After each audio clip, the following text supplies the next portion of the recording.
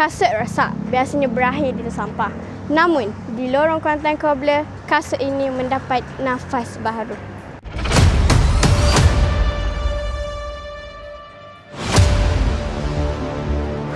Hari ini, kru Cerdas Channel akan menjejaki wira jalanan yang mempertahankan kemahiran tradisional di Bandaraya Kuantan.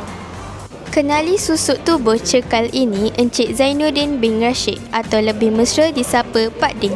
Pada usia 67 tahun, warga emas berjiwa kental berketurunan Melayu Riau ini membuktikan kudrat tangannya masih berbisa.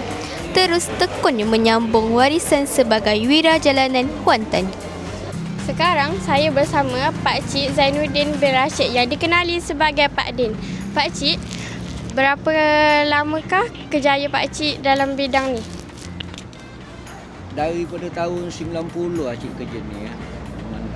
Daripada 90. Berapa tahun agak-agak. Berapa puluh agak-agak. Lebih daripada 20 ke? Itu kerja Cik.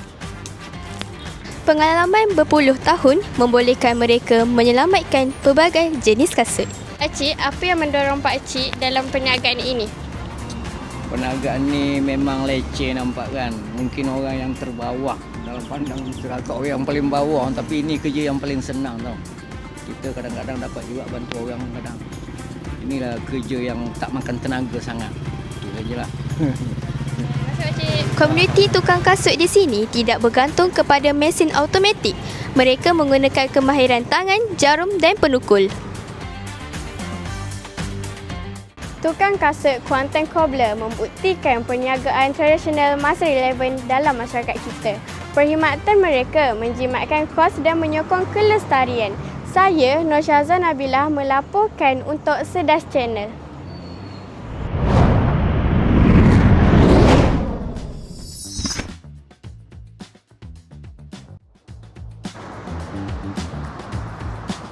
Kasut rosak biasanya berakhir di atas sampah.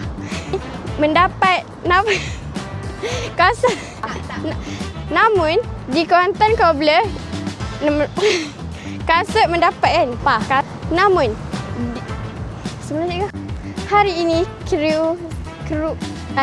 kru Cerdas Channel akan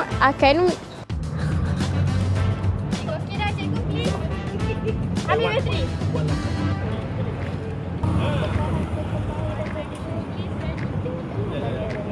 Kuantan Cobbler ini di lorong Kuantan Cobbler mendapat kasut. Cari ingat kasut.